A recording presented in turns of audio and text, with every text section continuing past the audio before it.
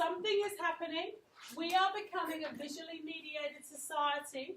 For many, understanding of the world is being accomplished not through words but by reading images. So without reading the next bit down, let's discuss that a bit further.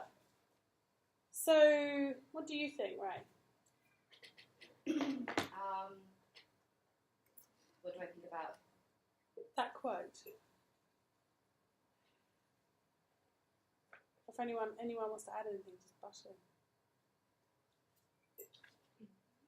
That you learning the communication by what you're seeing visually. Is that what you mean? Instead of all That's words, right. like you might see a signage that means something to you, so it's being visual for you. Excellent. Can we go further with that? What do you think, Leanne? When we say that, what's happening to the world? It's all online, like visual, not sort of so much like old text, like sort of handouts, like it's all written. It's like go online and. So when I taught, for example, as a teacher, when I taught when I first taught here 10 years ago, it was all printouts, handouts, text. And it was a lot of writing. And there was a lot of physically handing in assignments. So I used to walk out the classroom like this, with folders and everything. We live in a society, in the last 10 years, it's got to the point that how much of your life is taken up by seeing images in the day? So I'm going to ask, Corey, how would you say, Georgie, how would you say your day is taken up with visual? When we say visual, what are you looking at a lot of the time? Yeah, your phone, TV, images, symbols, laptops. So it's fantastic for the advertising companies. So people are responding more and more to visual stimulation. And what's changed as well is we like things to be quick and fast and flashy if we're going to respond. So people who are in the graphic design, advertising industries know that that's the way we're going to do it. You'll notice films have got bigger, they've got quicker, they've got faster. People don't have so much patience. A lot less people are reading books, which is tragic.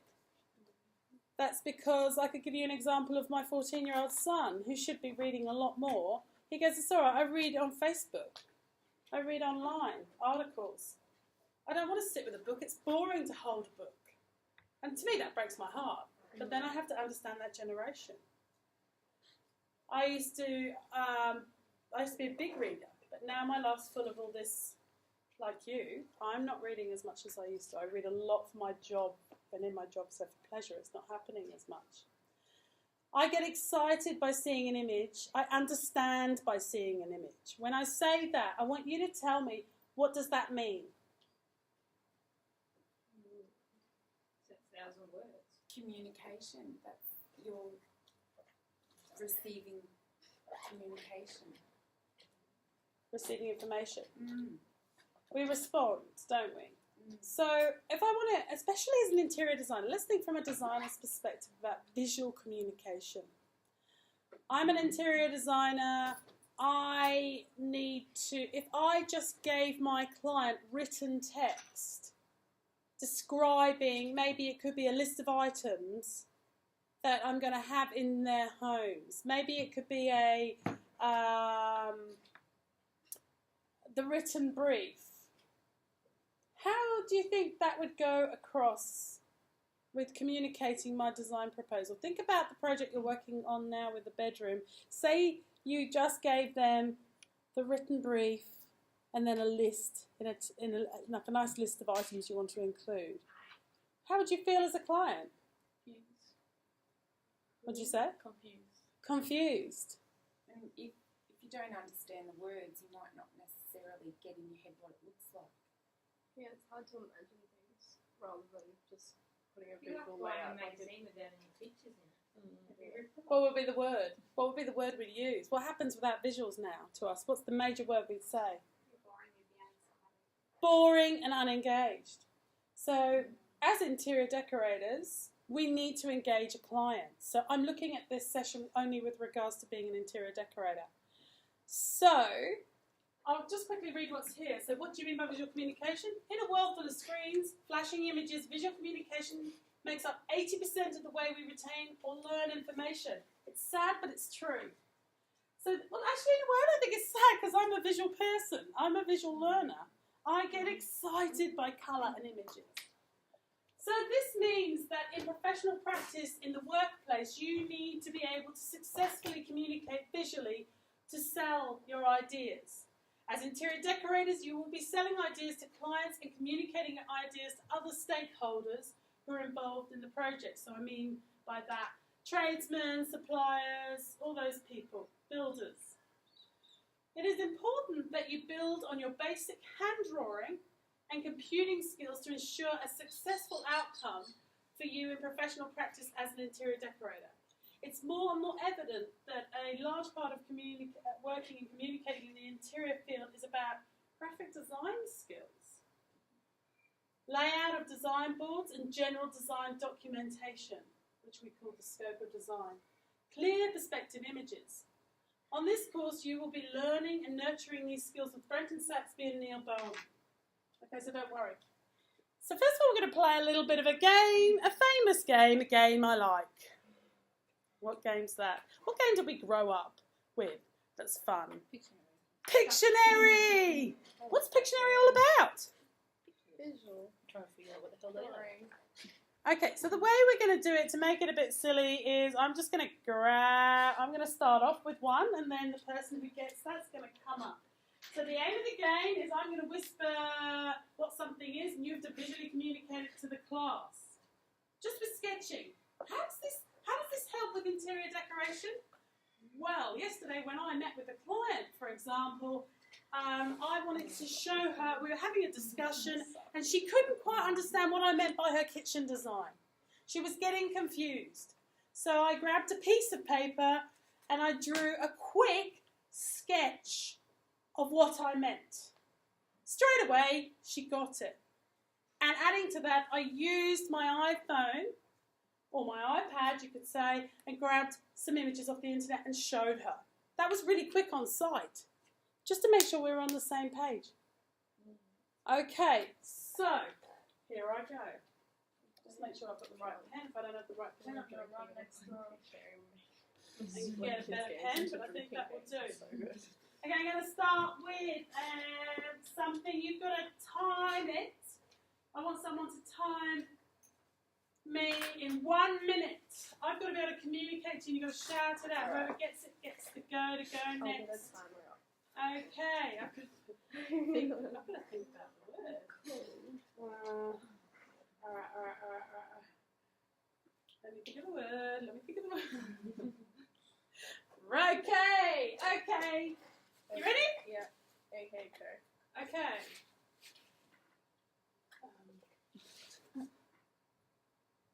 Oh, that's a really short pen. Okay, right, let me go and get a pen. That was 9 seconds. That was 9 seconds in my pen. Maybe like a black one. Yeah, black one would be Black would be perfect. preferable. Makes the what just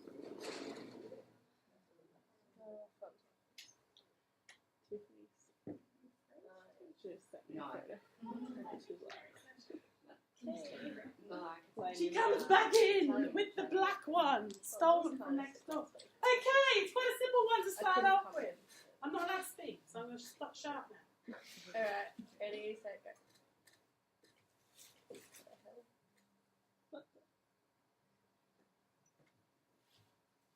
Face.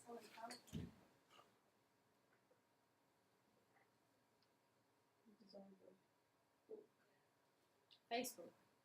There you go, your go. Good luck. That was actually really good. So it seems quite simple that all we're doing is putting a few marks on here. Some people literally can't do it. And it doesn't matter. You've come into this course. You may not be able to draw. But those little boys I have on my team will take you on the journey of drawing. Once you get to practice it, you can draw stick figures. It don't have to be a brilliant artist, but you just got to be able to know how to make the right shapes. So I'm going to whisper. Okay. Relax. Oh, that's going to be hard. Yeah. Yeah. And you want me to give you some time? All right, 1 minute. Who's timing? Put the timer on. And Wait, I can't even get my get the pen on. Alright. Go. Okay. We'll make a buzzer noise. But Home. Let me show you. I don't know how to do this. It's alright, you got time.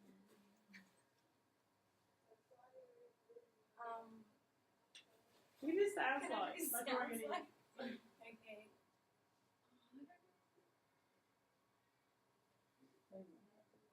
Home Alone.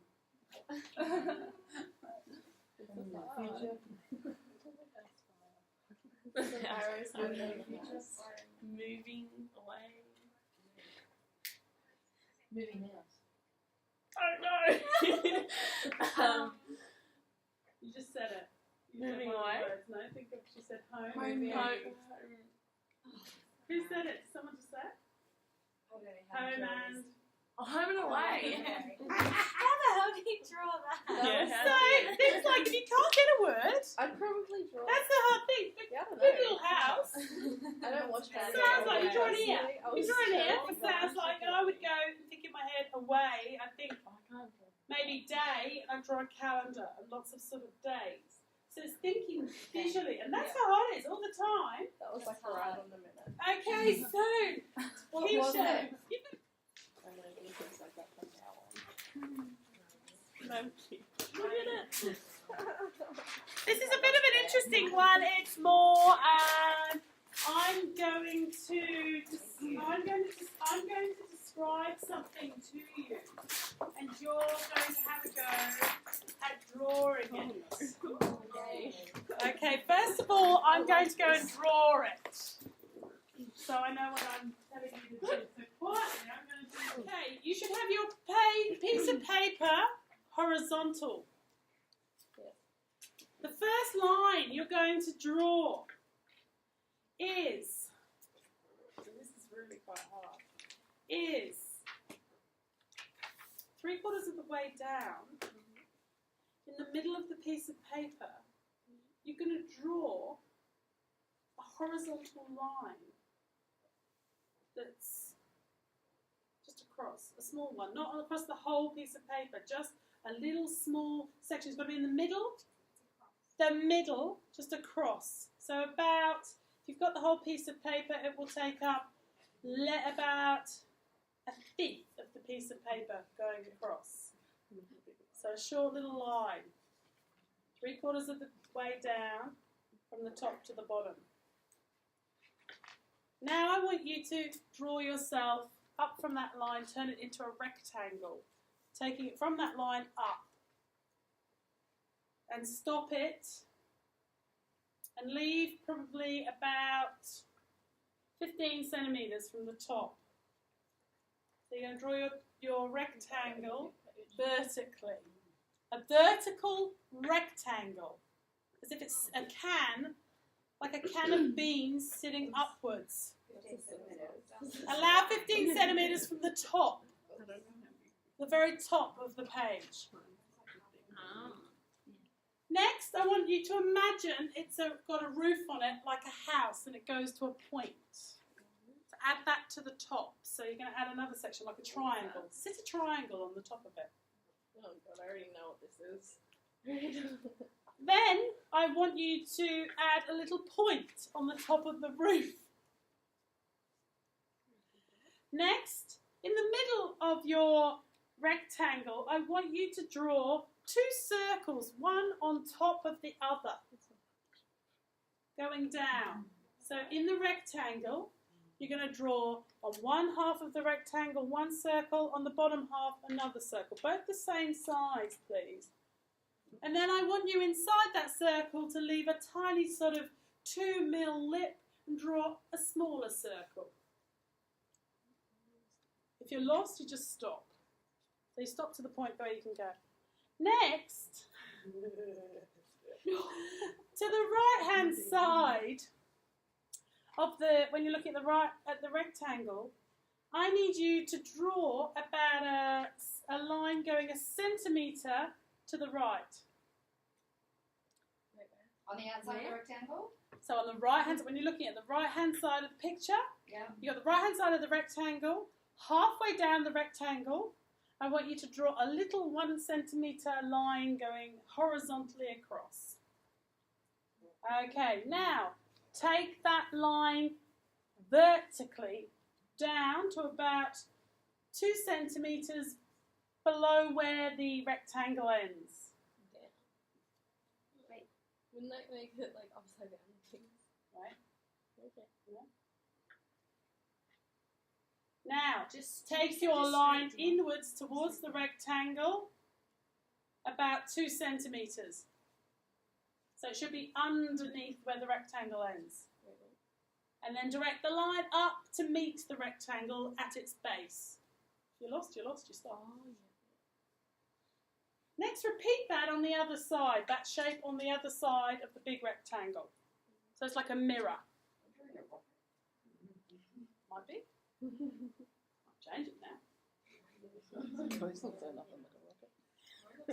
Between those two little side bits that you've done, I want you to draw 2 little rectangles that sit next to each other, leaving a little half a centimetre gap between each one. So the base of that big rectangle, in between the 2 side flaps that you've done, Yep. you need to put 2, I'm not allowed to use the words of what it is, 2 little rectangles that sit side by side each other nicely with a little gap in between and a little gap between the 2 little side bits. Then I want you to just do some scribbles coming out of the bottom of them. And what have we got? Rocket. Mine does not. Let's put them all up. Oh my god, this is like a robot. It's awesome. So, actually, that's an interesting exercise, not only in visual communication, that could have been done tomorrow about words, couldn't it? Doesn't that show that how without a visual backup, if we just spoke our designs, imagine I stood here and I said, for this job I'm working on, I said, right, I met with the client, said, so it's great, it's going to be blue and green, and I'm going to have this pressed metal along the back of the kitchen, white cupboards with a kind of recessed, routed edge. I've got a black handle, and we're going to go for white bench tops. It's going to be like have a big island bench in the middle. There's a window in the corner, and we're going to put some herbs hanging above the window. The flooring, I'm going to go for polished concrete. And so, okay. Does that give you one idea? If I said to you all, what came into your head about the colour? What colour did I say? White. Blue. Yeah? You said white And cupboards. what colours? Blue and green? And then you had a black tap or something. Okay, White, yeah. white bench top. But what could be the problems with that? With me saying that?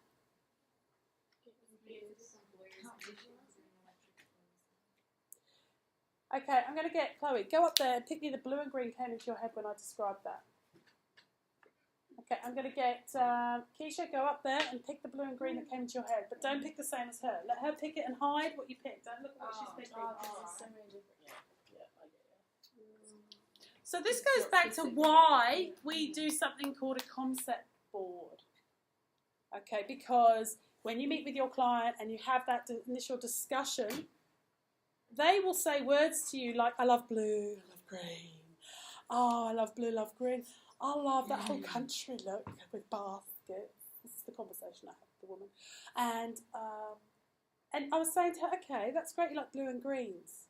Can we and I had to say to her, I had to use a visual in the room to make sure. I couldn't just go away and say, you like blues and greens. What's that going to leave me with? Okay, quick, Chloe. Right, now you go up.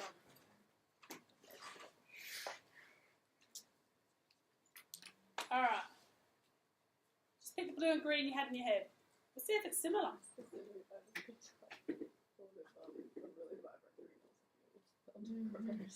So, when I was with this client I'll tell you what happened. So she was saying all this. Oh, so I love turquoise. Turquoisey blue. I love, yeah. I don't like orange. Hate orange. Hate bright orange. Bright red. Hate it. And there's me, the lover of all orange pops in the house and yellow pops. No. It's going to be under the water theme. I don't get bored with blue and green. It's very trendy with the whole provincial, isn't it? You could be designing this. I might be using your design. I'm accessing all the students' boards from last year. Last night I was going, what did they pick? Because Kerry Barr used pressed metal. She didn't mention pressed metal, but I remember Kerry's, and I go, do you know pressed metal? And she's like, oh yeah, no, what is it? Sorry. So I had to describe what pressed metal was. So that's when I had to go on my phone, access Kerry's work that was saved on my Moodle, and show her the... Oh no, I think I just put in pressed metal and I showed her, and then she knew what it was. But another way to describe it was obviously go to an old house, look at the ceilings, see what pressed metal is from that. You done? Quick, come here! I had lights, but I can't quite find it. That'll do it. It's not quite what I had in my head. Okay. But it was pastel-y. Let's It was see. pastel-y. Alright. Well, they haven't done too differently at all. Look at that. How close are they? Oh, both the same. Why do you think they went for pastel when I said blue and green? What would have moved it? Did you all think pastel in your heads? I didn't hear you say blue and green. I heard you say it was white. So why did you suddenly think along the pastel lines? What word made you think pastel? I just went for a medium because I was unsure. Some people like really dark, bold colours. Some people like the real soft, tiny winks of bluey green. So I just went sort of in the middle Okay. because I didn't know her. So I just went kind of bang in the middle. What about you, Chloe? Why did you think that? When you said pressed metal, I thought it was that she was going for more of a provincial kind of Older. older home. So obviously that would be bold colours. It would be very subtle. And those were the kind of colours she was going through. But what I had to do to make sure was, I said, is there something in this room that existing that you absolutely love that shows the colour scheme that you adore? And she went straight over to this sort of retro-y, which is bizarre, tablecloth that had those blues, greens, greys, all that paletting. So I took a photo of it. So straight away, and then I matched the colours using my my Dulux fan deck, and I showed them to the client and said, are these the kinds of colours? She said, yes, awesome. That's perfect. So we agreed that on site using visual aids to make sure we had it right. Okay. So that's the interesting thing with visual communication for interior designers. It starts very much from when you first meet the client. It's everything from... Sorry. It's everything from visual communication, is everything subliminal too. So it's everything from when they first meet you, when they see your first email with your logo. Why could meeting you without words, without even a discussion, affect? Now we live in a very shallow society, but how, as a designer, we have to be professional from the feet to the head, to what comes out of our mouth, to the documents we give and anything we provide them, as well as our ability to design.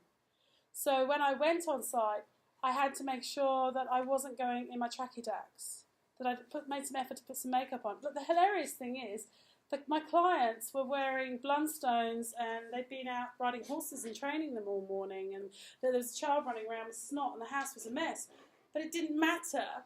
I had to think about, I almost have a uniform I wear when I go and meet a client that shows that I'm interested in fashion design trends and I care about myself. So unfortunately in the design industry it is a little bit about looking at, but it doesn't matter if you're the kind of person that doesn't wear makeup or the kind of person that wears really organic clothes. You can do all that. You don't have to dress a certain way, but it's just showing that you kind of, if you can show from that very beginning that visual thing that you care about the way you present yourself, that to them is a message saying, I'm going to take you seriously. Fortunately, that's the way it goes. where the next visual presentation cue for an interior designer. So write notes from what I'm saying too. That'll happen next. For an interior designer is how we present ourselves, how others see us. So first is how others see us.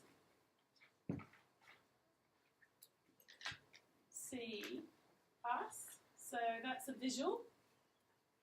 And that is going to let them know that we are going to produce a beautiful interior for them that will work for them. And we like paying attention to detail. So I use what I put in Moodle. I use what I put in Moodle in the class. We talk about it. But if you're not in class, it's an additional thing for them to read through, and you can refer to it. Okay. Let's just refer back to it now. So this is leading on to this bit. Shut it. Right. Interior decorators need to be thorough in their communication to clients and all involved. Now this is a must. Never assume anything. What do I mean about making assumptions? What could there be an example of making it? When have you made an assumption? That's like a preconceived idea, like you. Give me an example. Yeah. So walking away from the client, they've said blues and greens, they're going, great, I've written that down. Walking away. Not then communicating to them a concept, just getting on with it, and then they go, oh my God, I hate that colour scheme. I didn't want that. More work for you, more to do, look like an idiot. I've made assumptions too as a designer. I've done things where I tried to cut corners, I'll be honest, especially when I was green to the industry, say 10 years ago.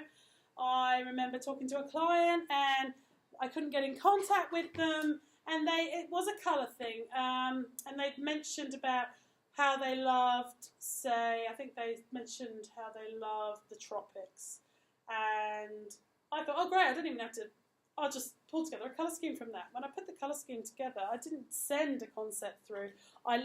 She wrote back, well, there was no emailing, it was physical meeting. I spent hours putting lovely handmade boards together. She looked at me in shock and turned around and said, that's disgusting, that's totally not the feel I want. Then I'd realised I hadn't been thorough in the design process. I hadn't communicated her with enough. There can be assumptions made when they say a word, but you need to almost treat the client, obviously you treat them with respect, we'll talk about that tomorrow, and it'd be lovely, but you've got to treat them as if they know nothing about the design industry and make sure that you know nothing as well, and that you're making sure you're on the same page. Right, so I've said here, never assume anything. So they need to produce a range of documents. So as an interior decorator, you need to produce a range of documentation that visually represent your design, as well as the written documentation that you produce. We talked about that in design process. You will also need to have those visual skills. These can be achieved. Where are we at? Sorry. How it will look, the colours, the textures, the shapes, the forms. You will be learning with Brenton, and we will be pushing this in studio, elements and principles of design. Does anyone not understand what I mean when I say elements and principles of design? In case you don't, that's basically talking about those words such as colour, texture, shape, form. Balance. So as you're designing, you have to make sure you've addressed all of that. So how will the design work? You have to show how the design will work visually. So you have to use working drawings, such as in the form of plans and elevations. Make sure you have dimensions to ensure that everything can be built to the correct size, that will all fit into the space and work as well as it looks good. Okay, so you have these flashy drawings, but you also have these sort of maps. And they're all visual And they're all communicating different times. So for a decorator, a plan and an elevation are really important key things. A designer steps more into, like my diploma students are doing a bedroom and ensuite at the moment, and they're actually having to move walls and or create a built-in wardrobe. They're having to create cabinetry. You guys, we're not requiring you to do that in your decoration year. You would be more finding a beautiful, making sure there's a wardrobe that you can source that would fit nicely, and a bed that would fit nicely. You need the dimensions to make sure that it all fits beautifully. You're not just going and putting a king size bed into a room that's way too small, because there might be an awkward detail in the room. Okay? Right. So here I've given you examples. Below are listed examples. So when we talk about a concept visual, before I highlight it up, not you two, what am I saying? What's a concept visual? I've said it there. What are you imagining that is? The board thing. The idea, like, the concept of what you're trying to produce. But It's the visually- final idea. Yeah, you've drawn the room. So it's laid down. So it says these are 3D perspective images that show the client how all the items and finishes look together as if in reality. So you know what you're doing in Photoshop? That could be seen as a concept visual. Usually these are provided to the client later down the track, not at the beginning. Fine. For this project, we're getting you to do it at the beginning. So I'm just going to show you an example. There. That's hand done. Isn't it? That's beautiful. That's a hand-drawn one. And you can hand-draw them, and you will hand-draw them at the beginning. If that's your skill, if that's your strength, if you can draw like that. But a lot of designers are choosing to use a program called SketchUp and then put it into Photoshop. Some people create the frame in SketchUp and then go back in and render by hand. That's just this is really important you understand. When we say concept visual or concept drawing, this is where you have selected your finishes, materials and furniture, and you're putting it in with the final design board, you're taking the client into the room. Okay? Is that clear?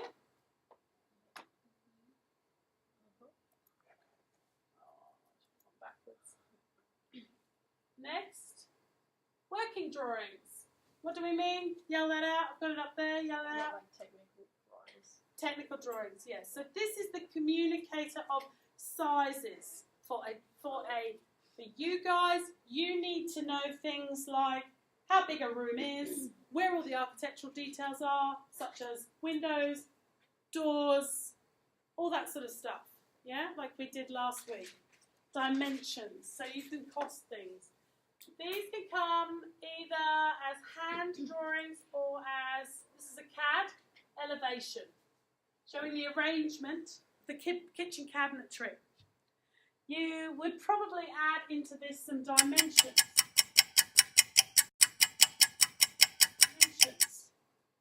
But it's at least communicating to the cabinet maker, if you are designing the kitchen for the client, how you'd like it done. But added to that, you'd need a plan as well. So you'd be showing elevations of how things work and a plan.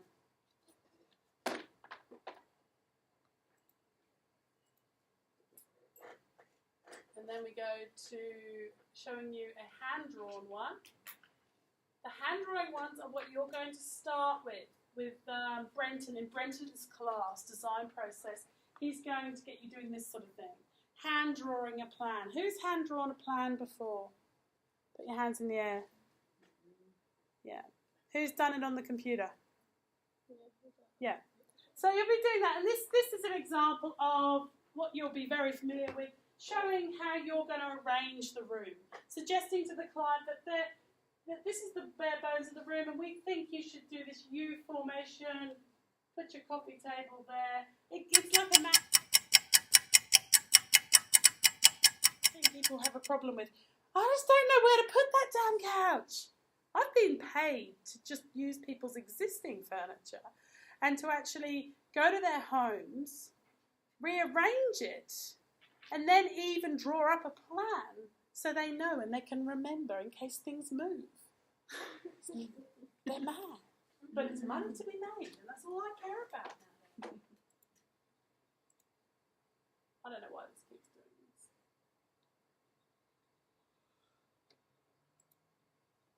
Don't yawn. Whoever yawned, I will eat. So now we go into the design boards. It's another visual communication for interior designers. So there are two. There's your initial concept board or mood board. Now we're going to define what this board is and what goes on this board. So let's talk about that first one. You've met with Sonia from Bali. We'll just say, your client. So we'll look at that tomorrow, the active side. You've met with Sonia from Bali, and you've had your, She's blindfolded, right? Yeah. So you've met her, you've dressed all nicely, you've done your first point of visual communication. I'll have to write that up there. You've got her to show you what she means by colours. You've had that discussion, and now you've gone home and you are creating a nice visual board. Now, what I did when I got home, one of the things I did last night was I had my brief, my notes from the client meeting are terrible. This is how I write my client notes. See this blue sticky? Oh my gosh. Mm-hmm. Terrible. It's like I've written like a 2-year-old. But I can understand. That's enough. It's like note I writing. bet you'd understand your own. I don't need to write loads because I'm having a lot of dialogue. You know me. Am I really going to spend hours writing? I don't go well with writing. So as soon as I got home, I actually opened up the computer and I had a ball just sitting there, just looking at the key words in there. And I didn't write the brief first off. I actually got all the images off the internet. So I can even show you at this stage the images I downloaded. So that's Pomegranate is my interior business. Doodlebugs is my children's illustration business. Just a bit busy in my life at the moment. But it's probably good for you, having me at least working in the industry and not like last year I had a nice sabbatical. So this is the horse stud. Now I haven't put the other documentation in here because that went in straight off this morning and I don't actually want to show you. I've got to be careful with what I show. But I can show you the roughs of... So literally all I did was, from my discussion and getting words from her, you can come around and see if you want. The words written here from my discussion are, and I've got photos on my phone of her house. So kitchen bench, Esser stone. And then I put French Nougat is the colour she kind of liked. Dulux. She gave me some rough colours she liked. We kind of decided together. Kitchen splash pressed metal in a blue colour. Clean and crisp. Curtains. Natural hemp. Hessian. Dining. She wants a storage cupboard design. Very open, very light, very fresh. Doesn't want a lot. She just wants beautiful artwork on display. She doesn't want clutter. She needs to, I've got to go and sit with her and show her how to get rid of a lot of stuff. She wants the outside and inside to flow. These are all like stereotypical things. Exterior colour palette. We looked at colours that would work there and I pulled out samples. So we agreed on Evening Haze, which is a colour-bomb colour. That's all I had from the discussion. But then I have a lot of photos of stuff she liked and things. So these are some of the images. If you have a look, it shows an overall colour palette already built. Just by me sitting there, looking at the words, looking at the video. I also had a voice recording from my session. And I just started to pull together something called an inspiration image. She hasn't seen this inspiration image. This is actually the... I used that wallpaper for someone. Yeah, you did. I think I saw you do that. Just ripped off all the man. Yeah, but that was the tablecloth she had, which was ironic. So that was saying, I like these kind of colours, but I want a little bit more blue in it. So she had that, and she got it from John Lewis in England. So they've done a replica of it because she's UK, but she's English actually. So that was lovely for me, having a nice pond. Okay, so Pomegranate's my business. There's my business. So I first of all looked at inspiration images. I didn't use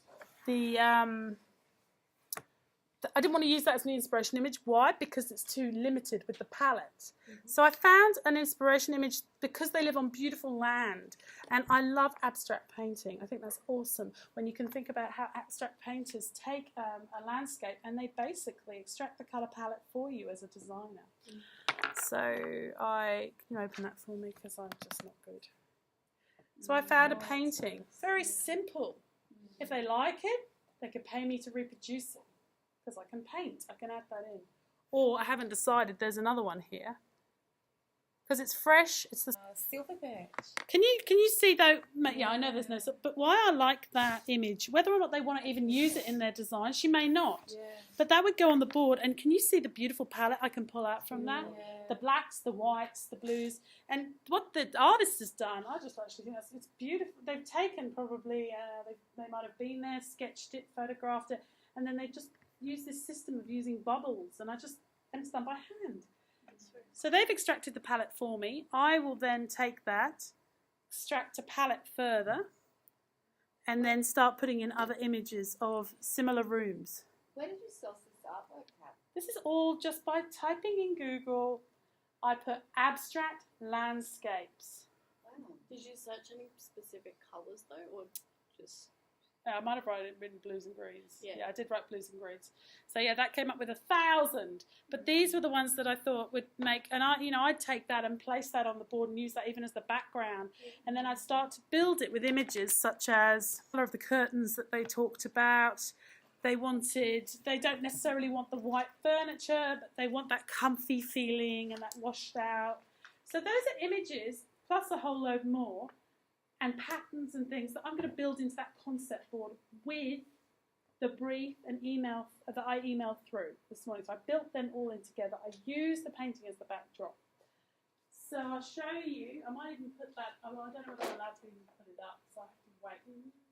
So here's an example. I've shown you here an example of a concept board.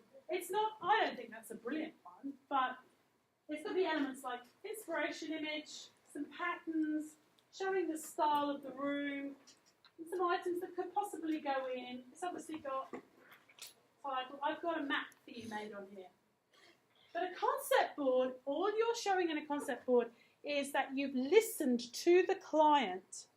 The concept, the initial concept board is giving them that you are on the right pathway visually. So that's visual presentation, visual communication. You're getting a nod from them via an email or through the meeting, whether you get them to sign a document. It needs to show colour palette, inspiration, that you've got the right style. This board, for example, to me, almost got a Moroccan feel, do you think? Yeah. Yeah. I was going to say Moroccan. And the colour palette is here. I don't think it's been put on there nicely, but they've extracted the colour palette from the picture. They've shown some items that could go in as decorator items, maybe some fabric furnishings. And the client could go, yeah, that's definitely where I want to go.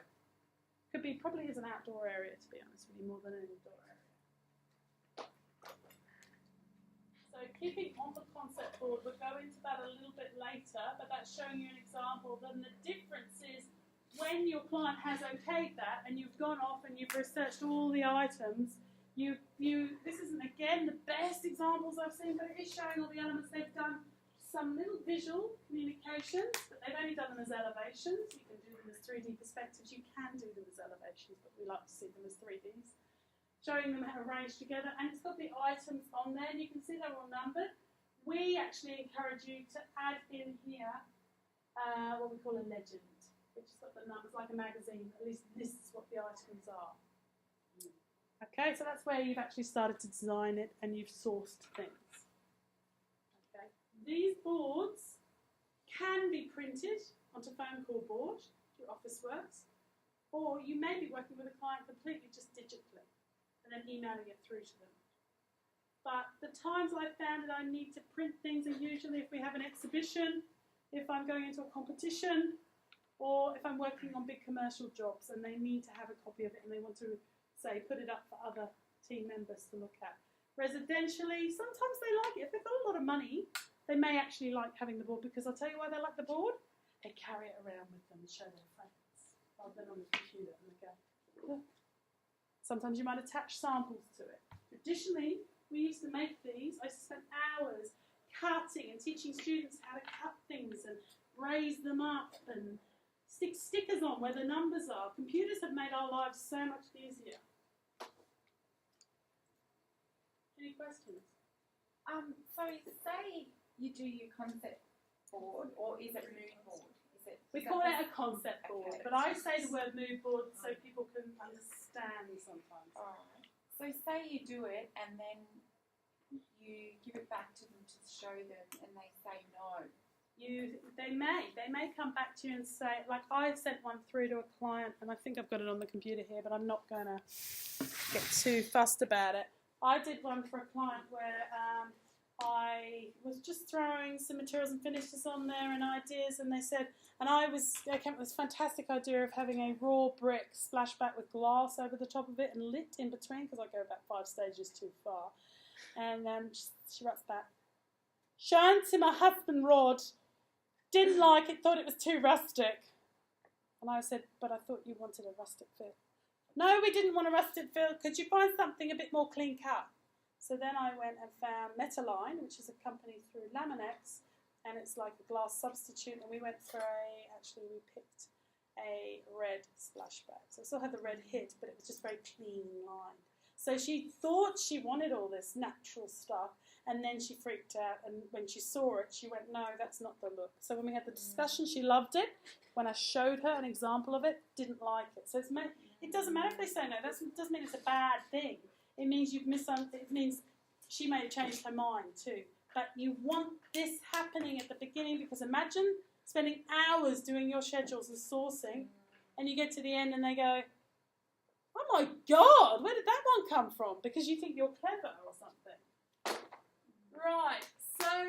But she might have knew that's what she wanted when she saw it. That's probably And she what. discussed it, even in the She magazine. just probably didn't realise. Didn't realise that Didn't realise maybe what- it wasn't what she Yeah. wanted. It may work, but it may be not what she saw in her head. Visualised. That's correct. So then I talk about even the brief, even your written documentation has a visual element as well. So your scope of design is the big document you create. You guys don't need to worry about this too much this year, but that's the big document you create that houses all your pictures and your communication. So I like, as a designer, to think that as you pick up your scope of design, it becomes an interesting, engaging experience, not full of boring words. So even a brief can become a visual experience. We all learn in different ways, but the best thing is tables work very effectively, and they're part of visual communication, that you can take a chunk of text, use subheadings, and place it into a table format, so it's far easier to understand.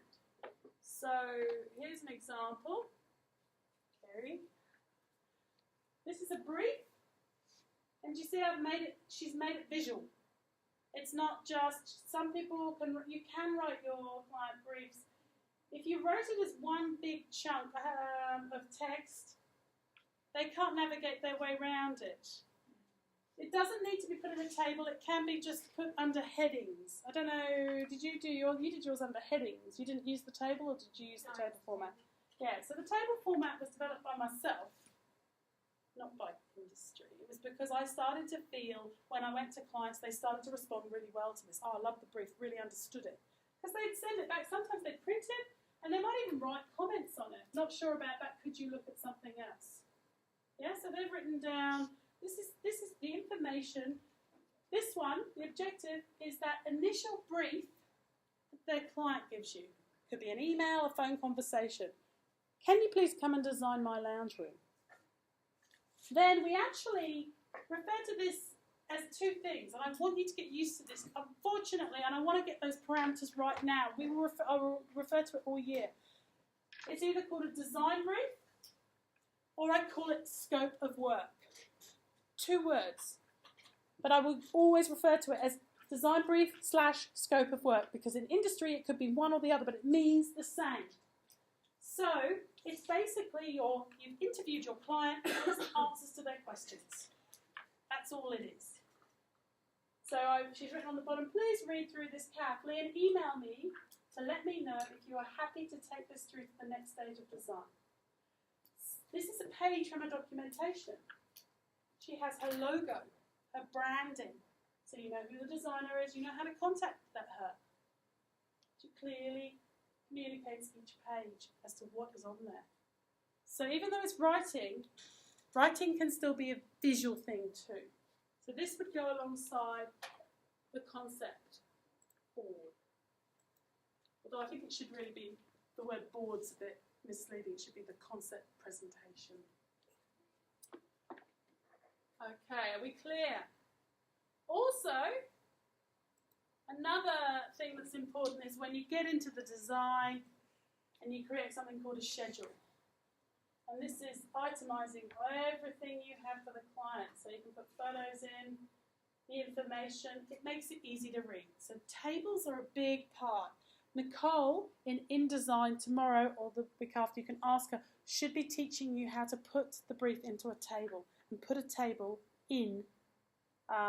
Actually, He's not going to show it until we've got something to put in. yeah, so it might be when you put your kind of little brief together, you need to put it into a table because it will show you how to create a table.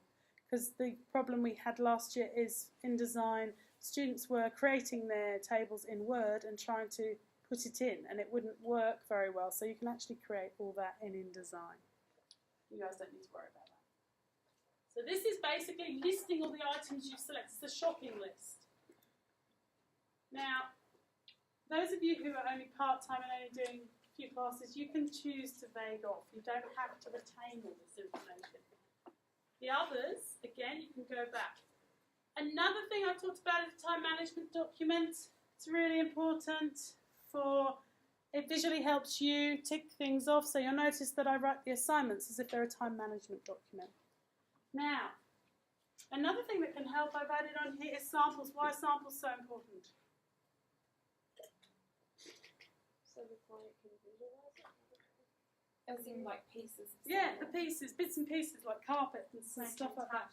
So they can, Touch it, feel it, See see the it. actual colours under different lights, see whether they like it. Really important addition with all your other stuff.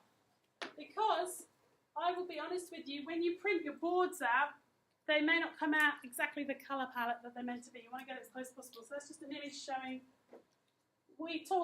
You'll learn about how to present those samples on the court during studio. I'll talk to you about how to put them together. Some students have actually, you did that, didn't you create a board and stuck your samples on? Yeah, but some don't. Some put them in a box and then lay them out in front of the client and label everything so the client gets the box. So you can choose to do either or, okay? Where did they get all their samples from, Kat? We'll talk about that in the class, but basically every website you go on, if you're ordering paint samples, anything, there's a link to order a sample. Or the other one is you go to industry locally and you get them. So you'll find that. So that's where I get all my samples from.